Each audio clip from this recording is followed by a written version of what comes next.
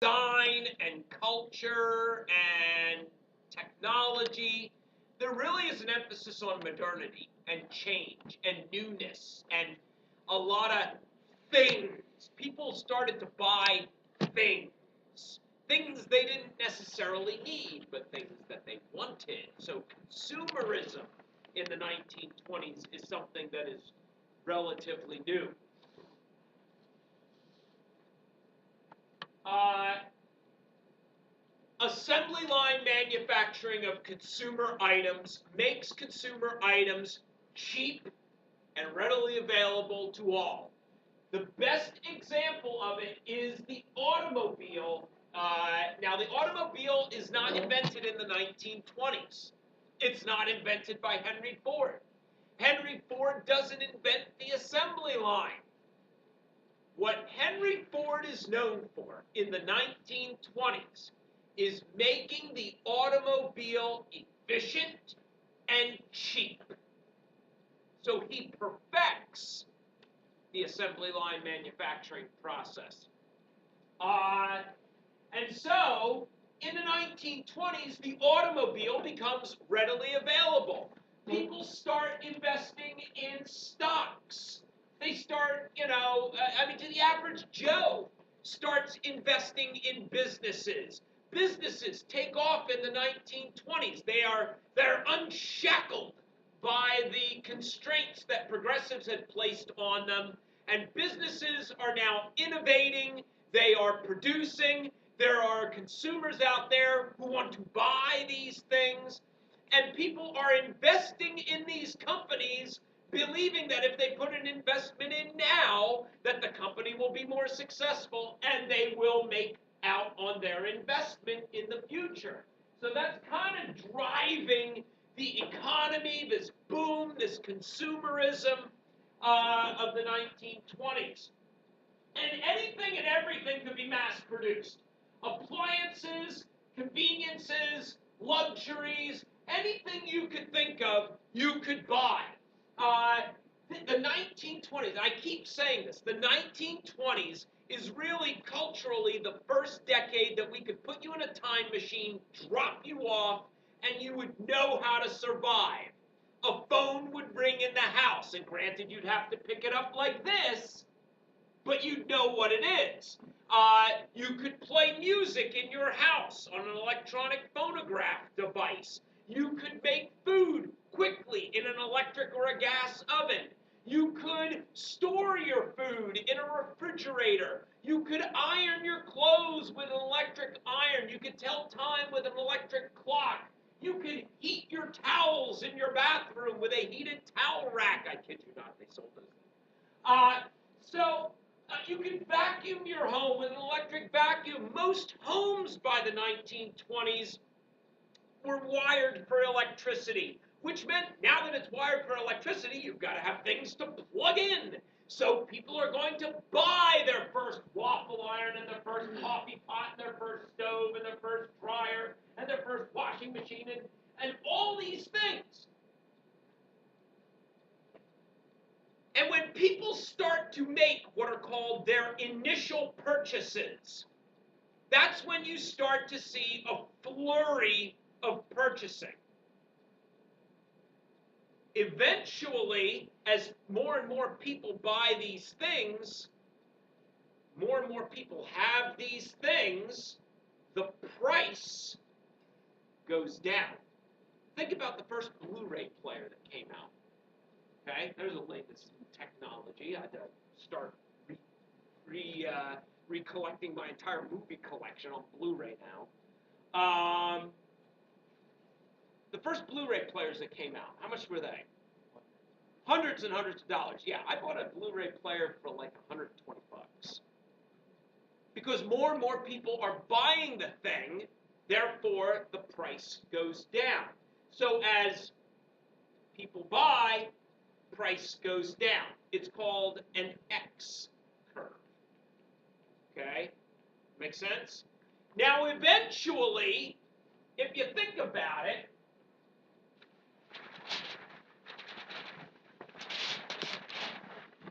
oh my God, raised dinner baker's still in. If you think about it,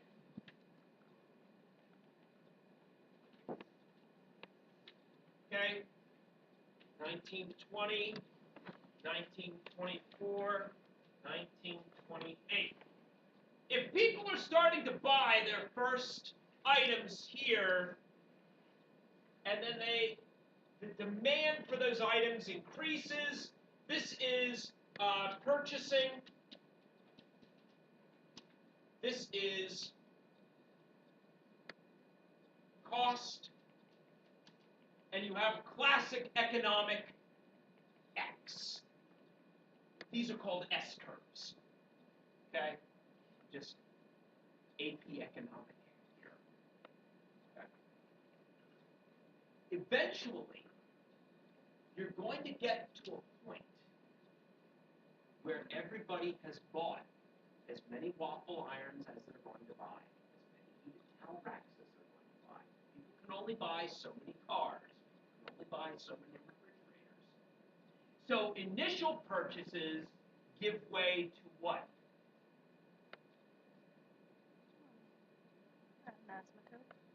If everybody's got refrigerators and tire irons, everybody's got, back to the tire iron. If everybody's got refrigerators and waffle irons and automobiles and people are gonna stop buying. There's the demand is going to diminish. So what are the continuing purchases going to be? They're not going to be initial purchases. They're going to be replacement purchases. Exactly. And the number of replacement purchases is always less than the number of initial purchases. So eventually the demand for these products is going to start to dip. Low around here. See, everybody started buying at once. The demand starts to diminish at once. People are investing in these companies, whatever it is they're making, because they believe that profits are going to proceed ad infinitum into the future. But the real savvy investor recognizes where that downturn is. What's called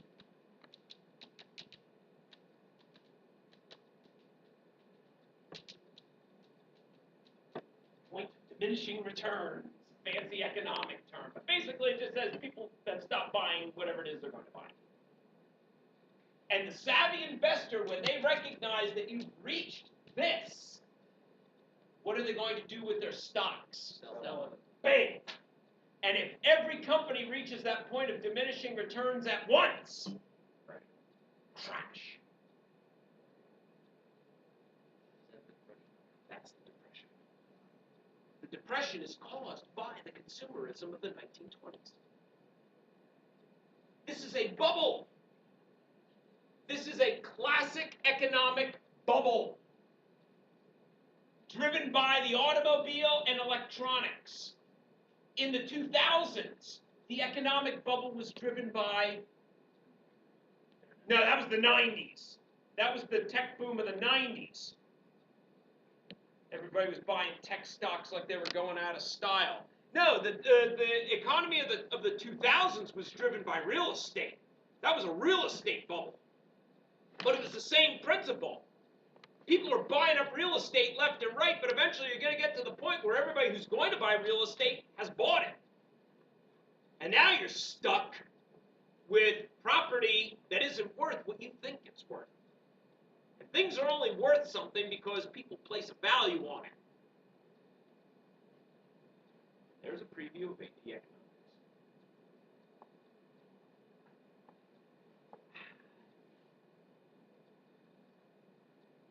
So you can buy anything. I just went, I typed in Sears catalog, 1920s. What could I buy in the Sears catalog? That's the fancy hats of the day. But look at this. You could buy a house between 1920 and 1943-44. Sears sold do-it-yourself houses. Do they? Yeah, you can buy a house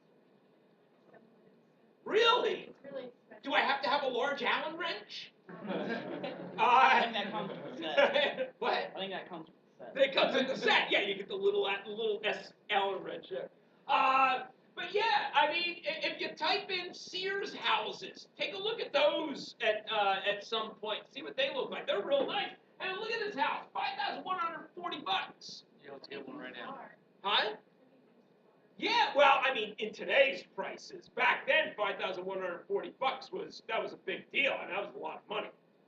Okay. What's that? Oh, the hats. They're very fancy. Boy, the women, they sure knew fashion back in the 20s. That's your great-grandmother right there. Think about that. Hold on a second. Let's make sure that that's filled up and continue on. Yeah, the middle one's just crap. What's that? Looks like the dress is like the same. Oh. Oh,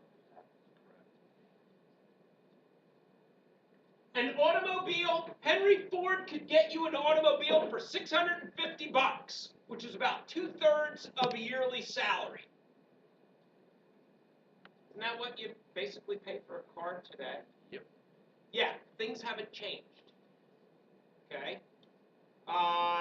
And so, you could buy a car. The average person, that is Henry Ford's business model. A car for the average man, mass-produced on an efficient assembly line using the latest technology. Sounds very progressive. Sounds very Tayloristic. Frederick Taylor, scientific management, progressive. And so the automobile becomes obsequious. No, that's not the word I wanted to use. Hold on a second. What's the word I wanted to use? Forget it. It'll come to me. It'll come to me. Not obsequious. Idiot. Seen all over the place. There's a word that encapsulates that. You can see automobiles all over the place. Isn't there an O word that means that? Not omnipresent, although it is omnipresent. The automobile's all over the place. And think about everything that's associated with the automobile. You got to build roads. You got to put in infrastructure. You got to put in gas stations. You got to put in car care businesses. You got to put motels, garages, restaurants. Yeah, all that stuff. All that comes about as a result of the automobile. The automobile is really the thing that spurs the economic growth of the 20s. Like the computer spurs the economic growth of the 90s.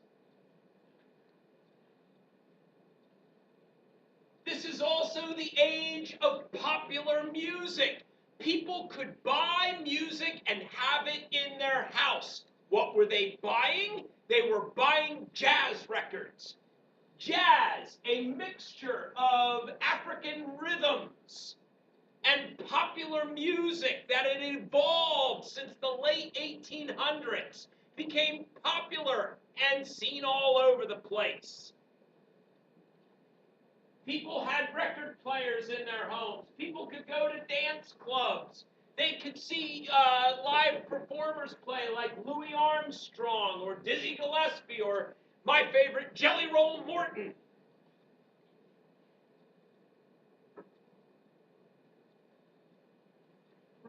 Girls were going out to dance clubs with their girlfriends and trying to pick up guys, which shocked people. Girls out on the town, smoking, drinking, and trying to pick up men. What's going on with American society now? We're going to hell in a handbasket, people. This is it. It's the end times. And, no, it's yes. Are the end times? End times. It's not the zombie apocalypse, but it's the end times because people are listening to jazz. But yeah, I mean, there were people who believed that jazz, because it was African in origin, was the devil's music. It was causing loose morals and causing women to do crazy things, and we can't have that. That's causing the breakdown of morality in society. Needs to be a stop to this jazz. Guys, you see the same thing in the 1950s with rock and roll. And rock and roll derives its origins from jazz. And you see the same reaction. You know, Bill Haley in the Comets, Elvis Presley in the 1950s. People were shocked, I tells you, at rock and roll. Old Elvis up there in the 1950s on TV, I'm not swiveling my hips for that. Swiveling his hips up there. A lot of conservative folks thought that was it. You know, our wives and daughters are going to go off the reservation here. Radio brought music, news, sports, entertainment into your home. The radio, which had been invented by Guglielmo Marconi, becomes popular in the 1920s. Everybody has a radio. It becomes kind of the center of the living room. It's where people gather around. They listen to the ball game. They listen to the news report. Shows are done on the radio. Magic. The world outside your home is now brought to your home. It makes the country, it makes the world closer.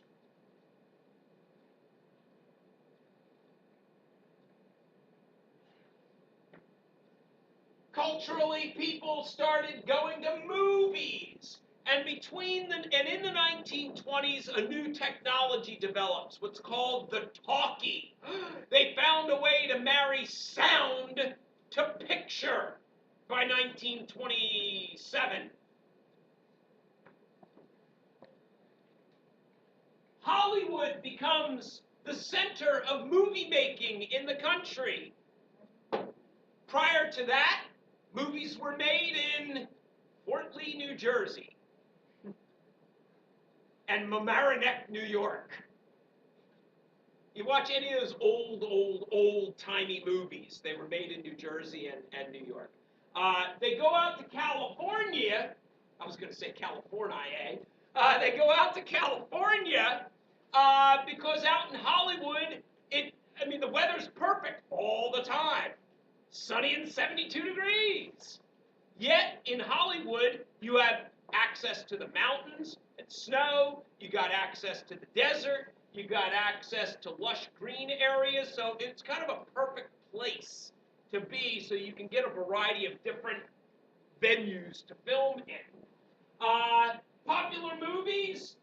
Birth of a Nation was popular. That celebrated the rise of the KKK, and I believe I've mentioned that in reference to Woodrow Wilson. He contributed a little something to that film. The Jazz Singer. I've only ever seen them ask about two movies on the AP exam. Birth of a Nation, KKK, and The Jazz Singer. Because The Jazz Singer is the first movie with sound, a talkie. And people went and saw the movie and thought they were going to go see I'm trying to think, a movie with wow special effects, where you went to the movie and you were like, holy crap, how did they do that? I always think of Terminator 2. Terminator 2, because that came out in 1991, before you people were even born. Jurassic Park was another movie. That was another game changer. I thought it was Ladd. It was you. I'm giving credit to Ladd here, thinking he's some sort of cultural genius. Space Odyssey? Space Odyssey was a movie that was a game changer in terms of special effects and seeing something that you've never seen before. So, 2001, Terminator 2, Jurassic Park. You went to those movies and you were floored by the innovation in film, that you were seeing something that you had never seen before. When people went and saw The Jazz Singer with Al Jolson, every movie you've seen up to this point has been a silent film. And yet, when Al Jolson is up there and the screen is silent, and he turns to the audience, you're at 6%. Do you ever charge this thing before you come to class? I'm just wondering. I keep forgetting to plug it in. Right. It's the devil's in the details. Yeah. Anyway, when Al Jolson turns to the screen and says, you ain't heard nothing yet. People were floored by that. Because this is the first time a movie had ever talked to them. So it represents a game changer in the motion picture arena. So movies become popular. What else is popular culturally in the 1920s? Sports and heroes and celebrity. This is really the first decade of celebrity, where people feel like they know somebody simply because they've heard them on the radio or they've seen them in a movie reel. So people like Babe Ruth or Red Grange or Amelia Earhart or Charles Lindbergh. I mean, Charles Lindbergh might as well have been Neil Armstrong. Okay?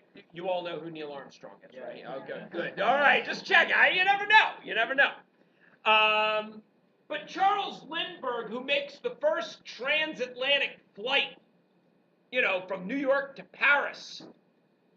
I mean, that's miraculous, considering that the airplane had just been invented in 1903, and it was essentially balsa wood and canvas. And yet this guy's now flying across the Atlantic. I mean, that's bravery. That's crazy. You might as well be going to the moon. And then Amelia Earhart, a woman? So this is an age of celebrities and popular culture. It's really the first popular culture. And with popular culture always comes, what does TMZ trade in? Gossip and scandal and bad publicity. Yeah, sure. So for all the heroes you've got, people are always looking for the downside. Like, for instance, Charles Lindbergh's baby got kidnapped and killed. Yeah. Celebrity. Talk about celebrity stalkers. Babe Ruth had a drinking problem. Oftentimes was in the dugout drunk. Of course, I think he also won a hot dog eating contest, too, one time. So he was a glutton all the way around. One of the popular film actors of the time, a guy by the name of Fatty Arbuckle. There's a name for you. Yeah, convicted of statutory rape with a 12-year-old girl. There you go. There was scandal for you. So with celebrity comes scandal. And people relished it. They loved it. Just like you guys, like to look at the train wrecks that are out there. Your Kardashians or your Lindsay Lohans. And boy, am I dating myself. Lindsay Lohan is so 2009. Or what's her face? The Wrecking Ball. There you go. There you are. All I know is my 4-year-old girl walks around singing Wrecking Ball, and I'm like, oh, God, I'm in trouble.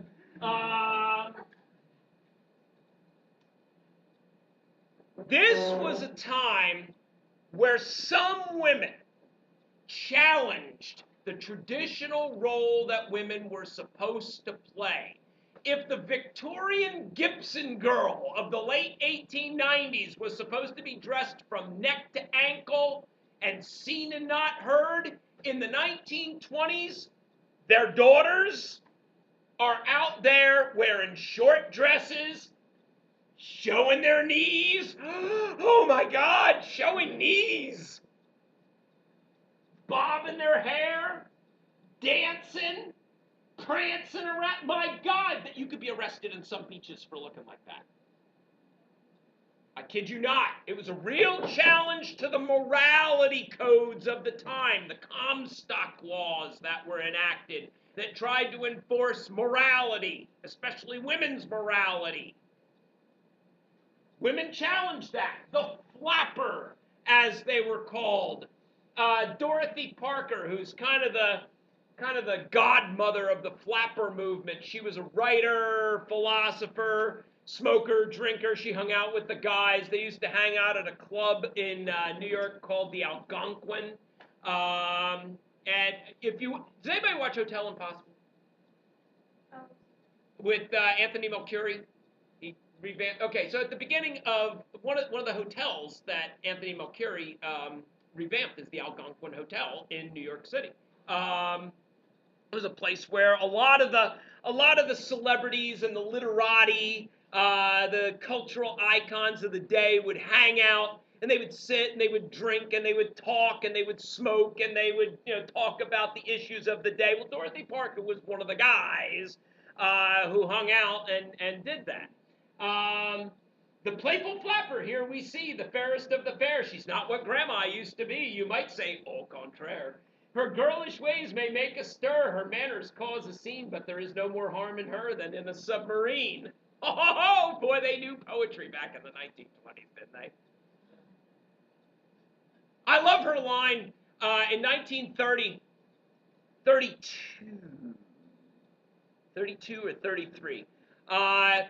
Calvin Coolidge had been president, died suddenly of a heart attack. He was 60 years old. And somebody told Dorothy Parker, Calvin Coolidge died. She said, how do you know?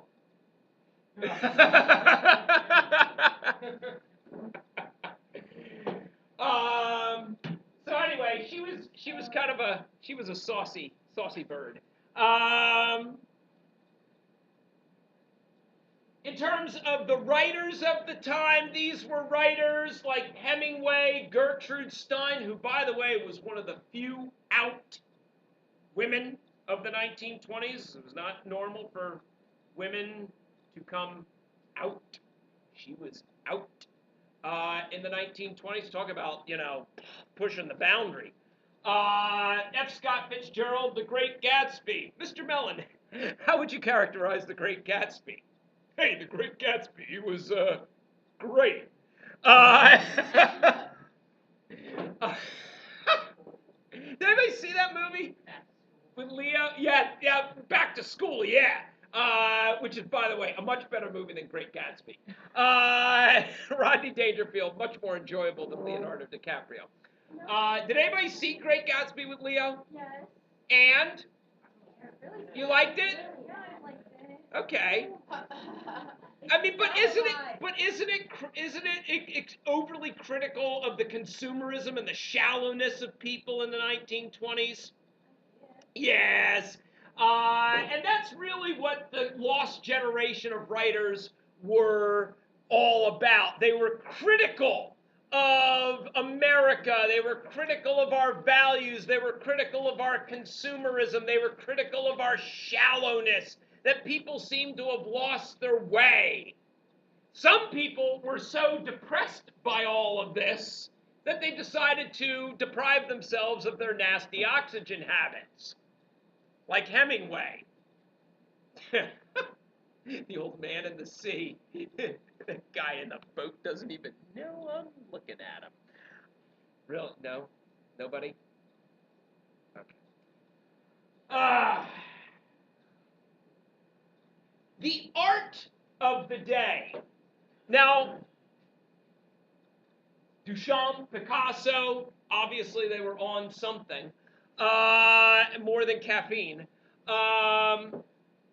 But think about it. We've looked at several schools of art. Okay.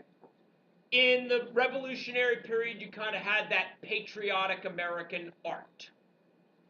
In the early 1800s, you had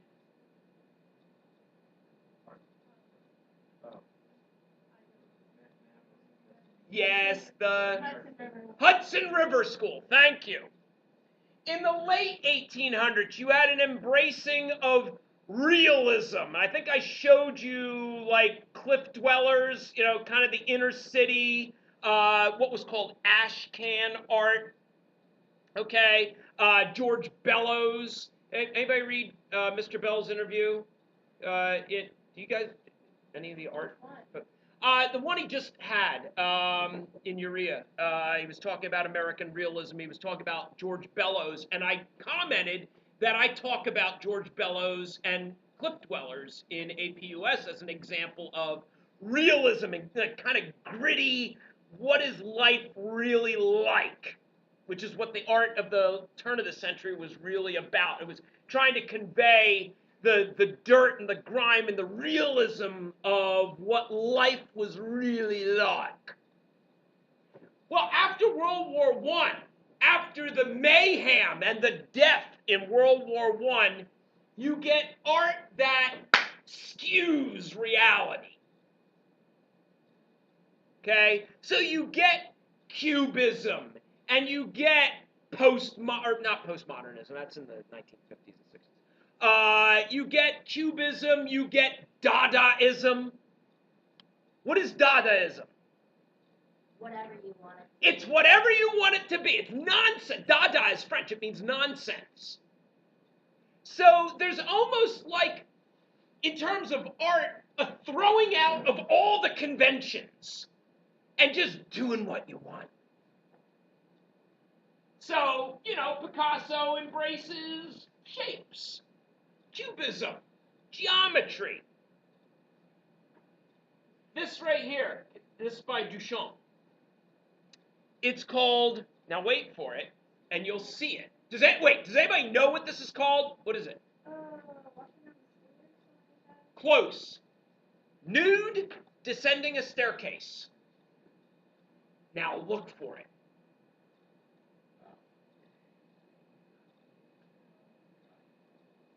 What Duchamp was trying to, you know what? You tell me what Duchamp was trying to capture here.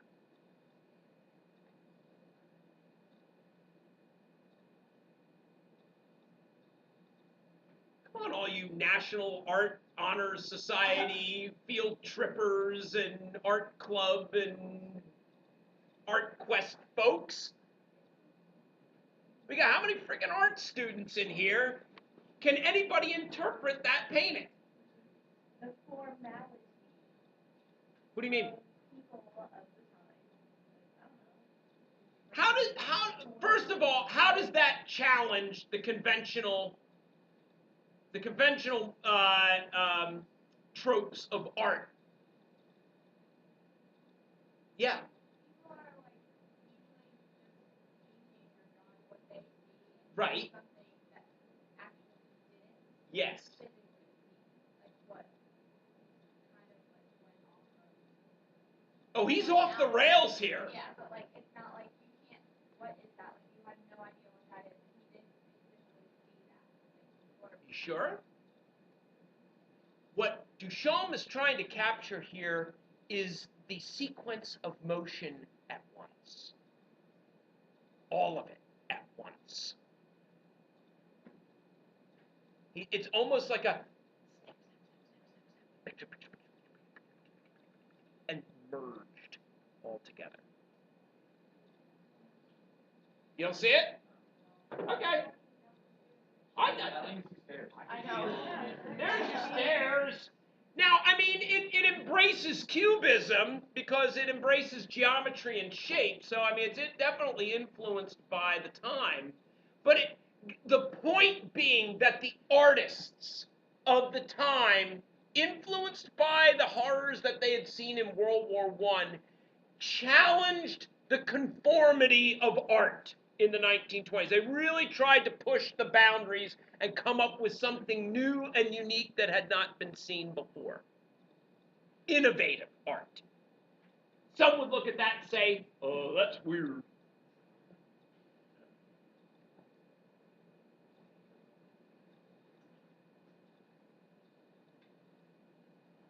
In terms of art and culture, the Harlem Renaissance.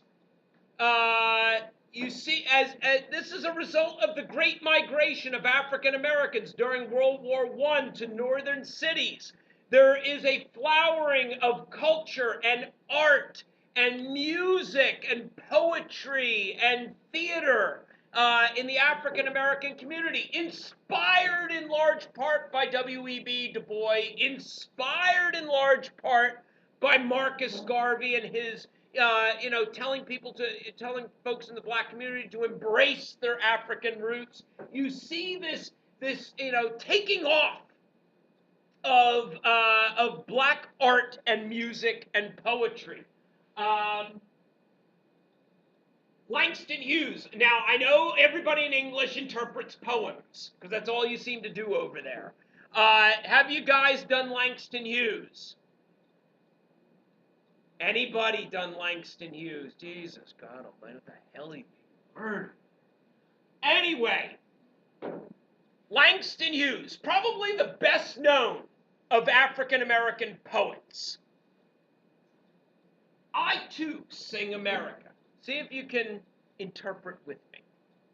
I too sing America. I am the darker brother. They send me to eat in the kitchen when company comes, but I laugh and eat well and grow strong. Tomorrow I'll be at the table when company comes. Nobody'll dare say to me, eat in the kitchen. Then, besides, they'll see how beautiful I am and be ashamed. I too am America. What do you get from that?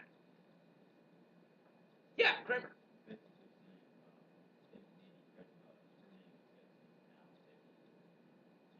Exactly. And there will be an element of shame to the prejudice that existed in the 1920s. Someday there will be hope and equality in the future. So that is coming out in Hughes' poetry. I like this one. The Negro speaks of rivers. I bathed in the Euphrates when dawns were young. Where's the Euphrates? Iraq. What do you know about Iraq and human civilization? It's where it started. There you go. I built my hut near the Congo and it lulled me to sleep. Where's the Congo? Africa. I looked upon the Nile and raised the pyramids above it. I heard the singing of the Mississippi when Abe Lincoln went down to New Orleans, and I've seen its muddy bosom turn all golden in the sunset.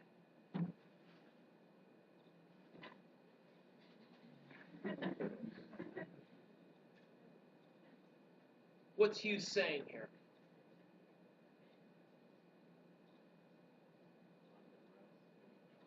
Bingo! You got it! You are the poet laureate, Danny. The poet laureate right there, Danny Hedler. That's right. He's saying, I've been around. I've seen it all. I've been there. Don't think that you can ignore me. We've been there the entire time. You just haven't noticed.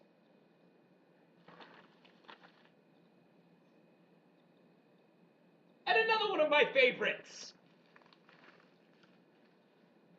Probably should be dedicated to Ida B. Wells.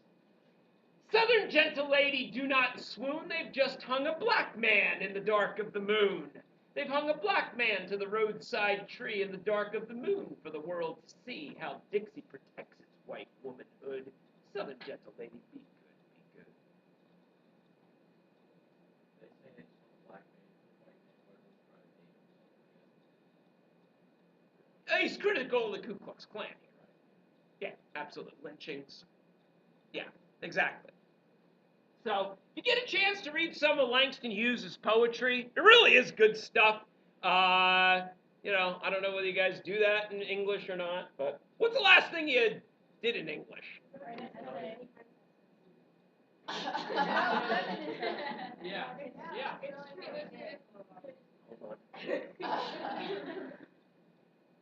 Okay, I can go on now. All right. Other famous African Americans, Zora Neale Hurston. Their eyes were watching God. A very popular book at the time. Eventually, she fell into obscurity and was in a nursing home in Florida in the 1980s, late 1980s. Nobody knew who she was. She had been popular in the 1920s, and then by the 1980s, she's this old senile lady in this nursing home down in Florida, and you know who rediscovered her and got her works back out? Oprah.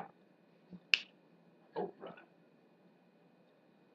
Paul Robeson also. He was, now Paul Robeson's an interesting character. Again, this content, a mile wide, a millimeter deep. It's like spreading butter on toast.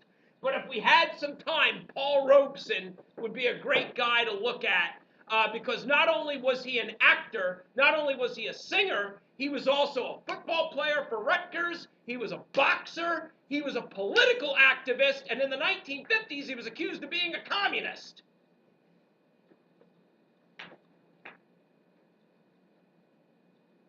H.L. Mencken, critic for the Baltimore Sun. He's from Baltimore, so he's a local boy, but a lot of people associate H.L. Mencken with challenging the conformity of the 1920s. H.L. Mencken's known for his witticisms. There are entire websites devoted to H.L. Menkenisms. I love H.L. Mencken. To me, he reminds me of the Jon Stewart of his day. Let me see what's a good one here. Puritan, I love Puritanism. Puritanism, the haunting fear that someone somewhere may be happy. A celebrity is one who is known by many people he is glad he doesn't know. Sunday, a day given over by Americans to wishing they themselves were dead and in heaven and that their neighbors were dead and in hell.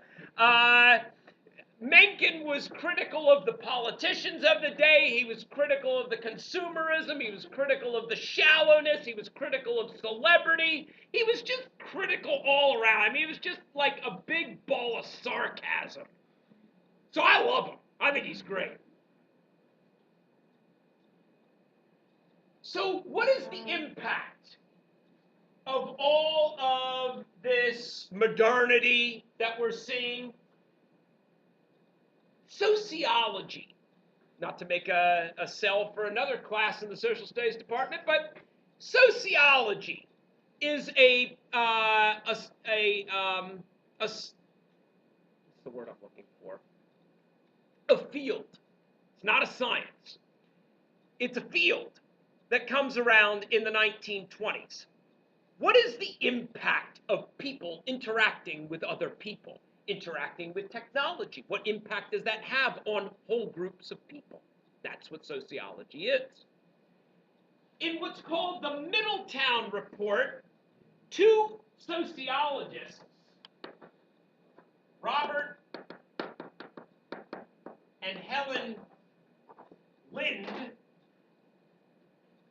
conduct interviews of the citizens of Muncie, Indiana.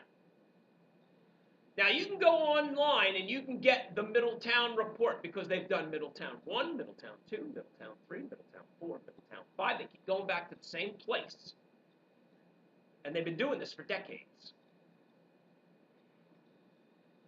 How has technology, culture, music, film, innovation, how has that impacted the average American? That's what comes out in the Middletown Report. Here are the results of some of what they found. Americans have a unique pride in their country. Okay, got that. Goods could be found in the home in 1924 that were not there in the 1890s. Furnaces, hot and cold running water, flush toilets, toasters, vacuum cleaners, washing machines, telephones, refrigerators, and year-round fresh fruit. Motion pictures are a common form of entertainment. The automobile has ushered in a new era of sexual relations. Teenage pregnancies went through the roof. Why? You can go places, that's it. You can get out from under the watchful eye of mom and dad. See you later, folks. We'll be back later. There's a car where they made like smaller in the back and How innovative. I don't think People would find a way, don't worry. Sunday was changing from a day of Sabbath to a holiday. People weren't going to church anymore. They were going on Sunday drives and picnics and playing sports. Children were now prone to disobey their parents. There was backtalk and tomfoolery.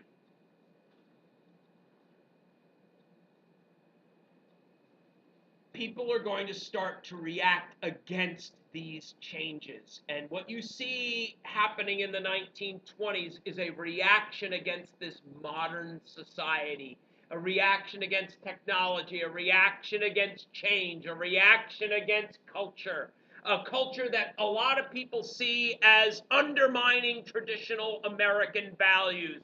And that comes in the form of fundamentalist Christianity and evangelism. People like Billy Sunday or Amy Semple preaching that people needed to beware of modern culture and modern society. The degradation of American society was at hand in the 1920s because of all this modern music and film and culture and cars and kids that weren't obeying their parents anymore. Yeah. Billy Sunday preaching. Did you ever watch an evangelist preacher? I mean, they get him. The emphasis is on emotion and getting you fired up. Oh, Billy Sunday discovered that there was a vehicle he could use to get his message out rather than traveling around the countryside. He could sit in a radio booth and he could preach over the radio. Just like in the 1970s, evangelists figured out we could use television. Actually, that came about in the 1950s with Billy Graham. Yes, the irony of it all. Modern technology in reaction against modernism. Yes. You could see reactions against modernism in what's known as the Scopes monkey trial. John T. Scopes was arrested for teaching evolution in his biology class against Tennessee law that forbid the teaching of evolution. Tennessee, back in the 1920s, where did man and woman come from? Adam and Eve. That's what you taught. And Scopes challenged that. He was put on trial for teaching evolution. And it became one of many 1920s trials of the century because it was broadcast on the radio and people listened to it. On the one side, defending Scopes, was Clarence Darrow, probably like the Johnny Cochran of his day. You guys don't know who Johnny Cochran is. Yeah, he was the guy that defended OJ. Oh, okay, good. You know who Johnny Cochran is. So, a very well-known American attorney. For the state of Tennessee, our old buddy, the old Cross of Gold 3-time loser, William Jennings Bryan, making the argument for the state of Tennessee that evolution should not be taught. Now, Scopes is convicted. He is forced to pay a $100 fine. But what the Scopes, it becomes known as the Scopes monkey trial because, Brian makes it, are you telling me that we come from apes? The Scopes monkey trial. It's okay, buddy. Relax. It's all good. No, we're still having this debate today. I mean, Oklahoma, Kansas, they're still trying to ban the teaching of evolution. This argument hasn't gone away. Okay? It's just a continuation. But what the Scopes monkey trial is it reveals the clash between religious conservatism and modern science thinking in the 20s. The KKK reemerges. This time, though, in the 1920s, they are anti-immigrant, anti-Jewish, anti-Catholic, along with anti-black. Don't worry, they still play their old favorites. But a lot of the people who are being hung here, these are white guys.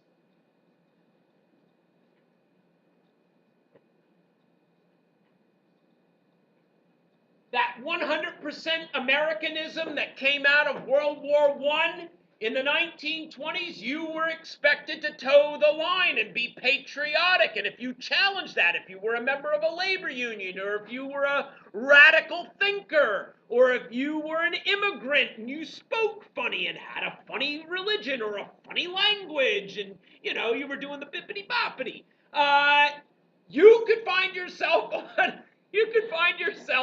on the wrong end of the KKK, because they are there to defend traditional American values.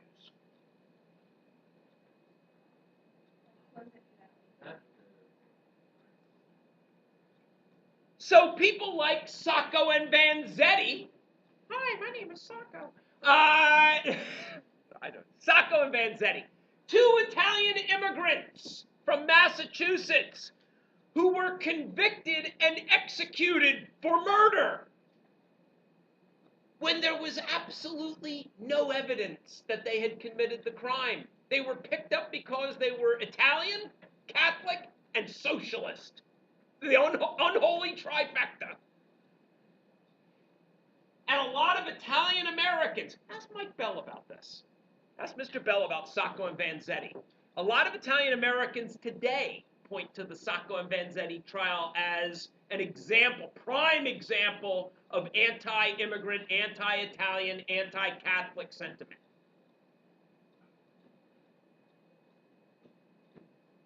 During the 1920s, there are attempts to cut off immigration from the wacky regions of the world, like Eastern Europe and Central Asia. And, well, China, of course, had been the Chinese Exclusion Act back in 1882.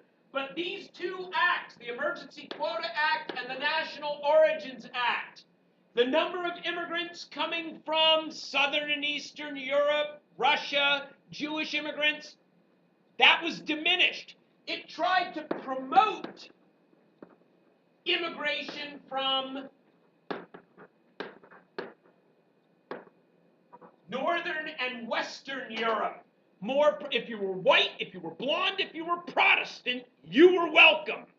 Everybody else, the door was shut, because they believed that these immigrants were coming here with radical ideas and radical agendas, and they weren't democratic, and they were going to undermine America with their crazy, wacky ideas.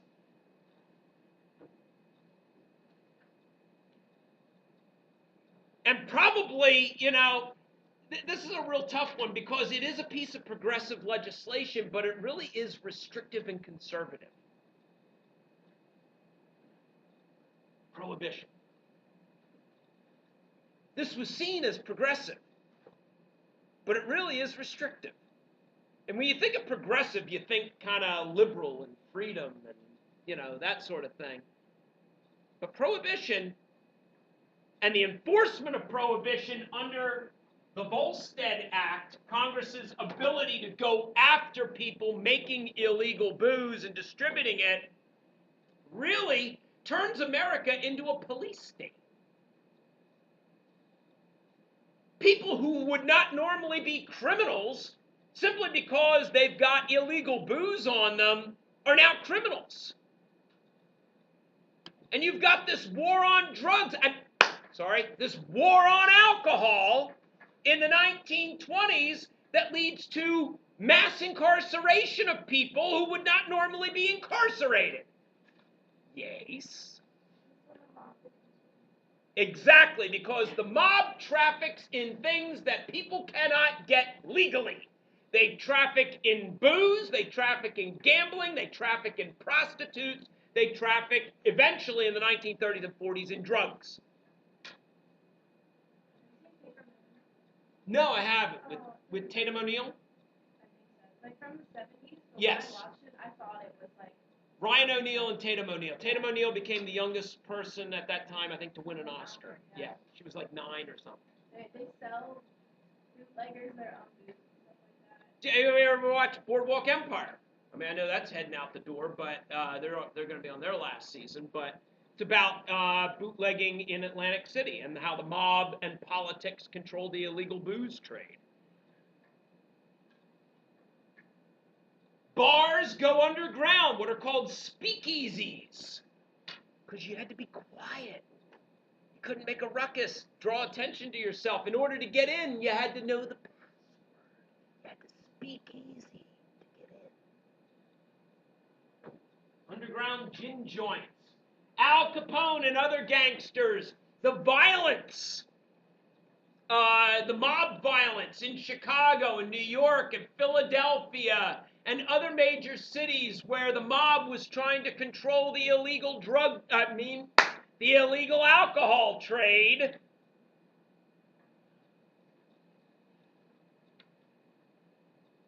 And then you've got people like Elliot Ness. I mean, this was a real guy. Has anybody ever seen the movie The Untouchables? Dear God, I'm going to give you guys something to do. You need to go watch The Untouchables with Kevin Costner. I know Kevin Costner. With Kevin Costner and Robert De Niro as Al Capone. Make a list. Yeah, I've got to make you guys a list of movies you need to see. Untouchables from 1986, and Sean Connery is one of them. What's happening? No, I can't. I can't. F-bombs galore. Violence. I mean, somebody gets bludgeoned with a baseball bat. So it's a great scene, but it's just a great scene. We watched Saving Private Ryan in APUS. I got that. You had to get permission to do that. We did. Now, thank you for throwing your teachers under the bus. You sound like my kids. My kids throw me under the bus all the time. Now, was Prohibition successful? The goal of Prohibition was to limit the consumption of alcohol in order to solve a myriad of other social problems. So, do people stop consuming alcohol after Prohibition? Here's Prohibition. No. For a year, but then the illegal booze comes online and people are still getting it. They're just paying more for it.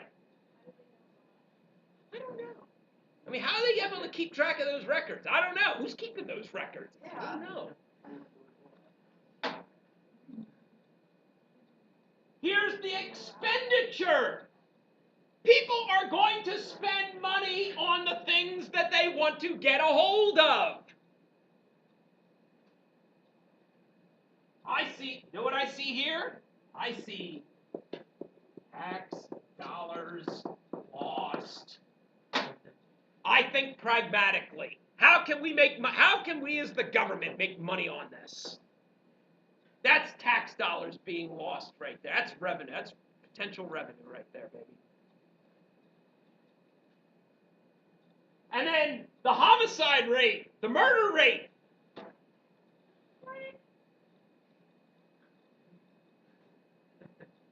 So basically, all Prohibition did was get more people killed and more people in jail. And it costs how much money to enforce, and the government wasn't making any money off of it. So,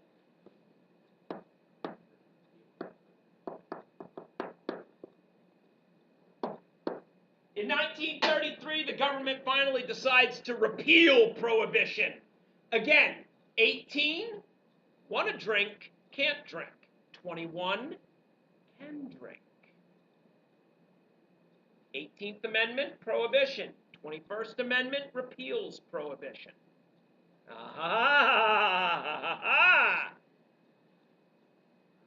By the way, when's Inauguration Day?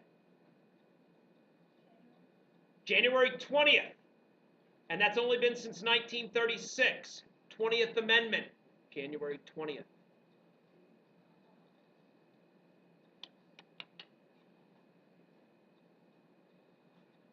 22nd Amendment, two terms as president.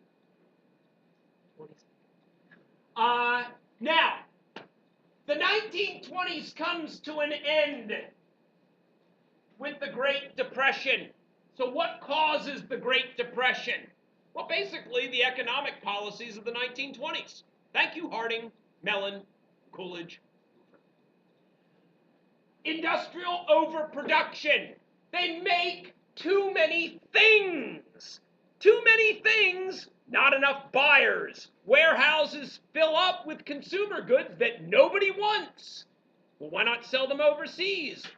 You can't because of the tariff rate. Speculation in the stock market. People borrowing money to invest in the stock market, believing that their investment will go up, up, up, up, up, and they'll be able to pay back that initial debt. If you're caught holding the bag when the music stops, if you're caught without a chair when the music stops, you go bankrupt. I was mixing my metaphors.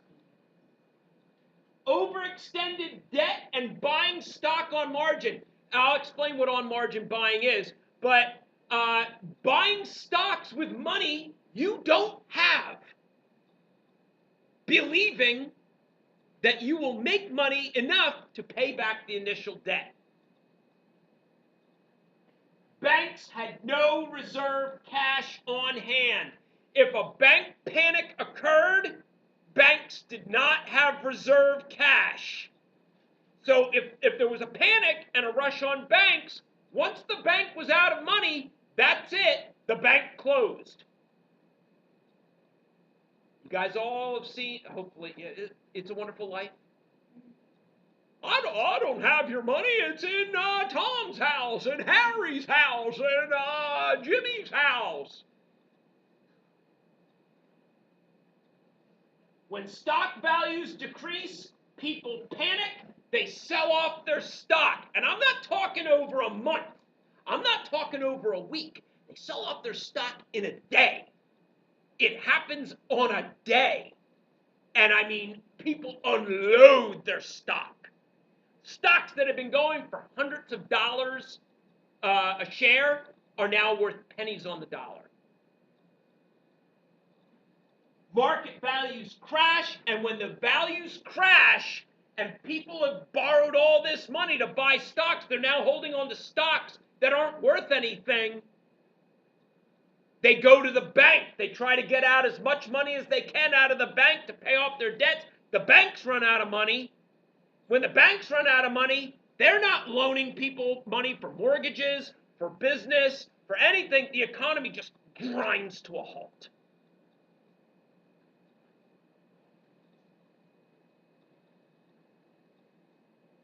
There's the Great Depression. Boom! And it takes forever to get out of it. I mean, people are complaining now about the recession from 2008 and, employment hasn't gone back to where it was and all that. Yeah, guys, the Depression lasted like 10 years. I mean, you had a decade of nothing.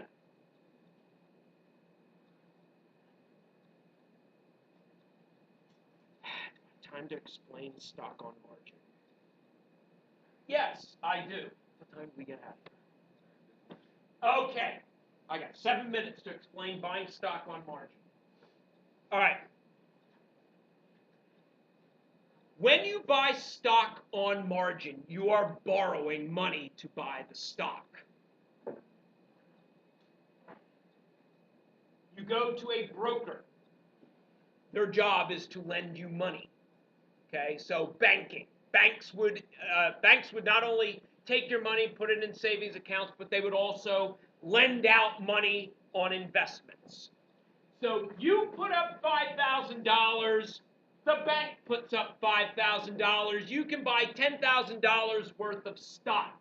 If you buy 1,000 shares at $10 each. Now, you need that stock to get to $15 a share in order to make sure you've got enough money to pay back the initial $5,000 investment.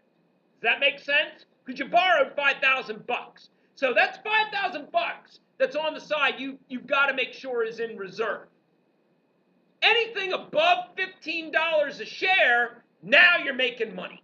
Now you're making profit. You can sit back on your tuchus and make money, which a lot of people did in the 1920s. These businesses are taking off. They invest with borrowed money. They sit back and they let it ride. If the stock value drops and you get below what's called the break-even point, where you don't win anything, you didn't lose anything, if you go below that, the bank will call and demand that their money be paid in full. So if you borrowed $5,000, you better have $5,000 to pay them off now. And if you don't have $5,000, where are you going to get money? Yeah, they're going to take your stuff. You go bankrupt. They liquidate. Liquidate means that they turn your assets into cash. And they will take all your assets and turn it into cash to get their money. What winds up happening is stock prices drop all at once. All these people, I mean millions of people, had borrowed money to buy stock that they couldn't afford.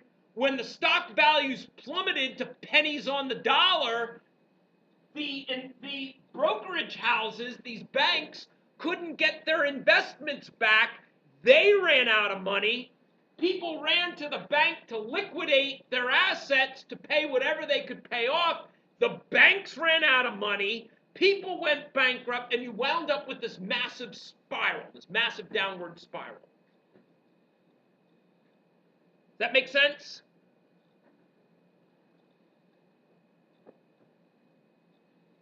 There again, crash, boom.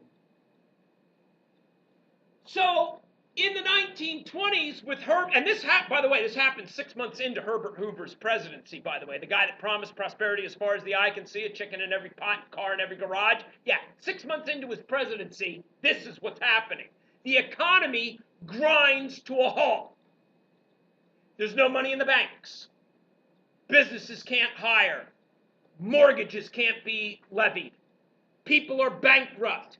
People lose their job. The unemployment rate at the height of the Depression in 1932, worst year of the Depression, was 25%. 1 in 4 did not have a job. What's the unemployment rate today? No, it's 6.8. 6.8.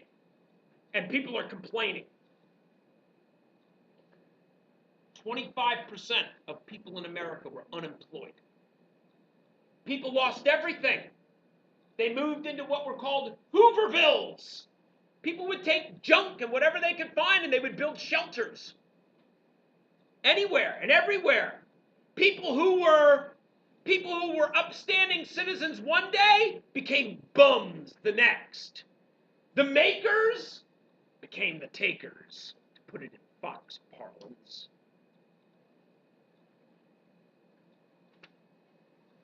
Farmers who had had a bad run of it find that the conditions are getting worse because it's almost like God is punishing America. There's a drought in the Midwest that leads to crop failures and farmers losing their land. Farmers in Oklahoma and Arkansas and the Midwest and Kansas and stuff, there's nothing there for them. Their land has failed. They pack up whatever they've got. They go to California looking for work. If you're watching Of Mice and Men, that's what you're watching. You're watching John Steinbeck's take on the plight of migrant farm workers. The Great Depression and the Dust Bowl, which occur boom, boom, like a 1-2 shot, cause a massive migration of people throughout the country, people looking for work. People could go to the movies, sure. But the thing is going to be, how is Herbert Hoover going to respond to this? We'll look at that next time and compare Hoover with Roosevelt.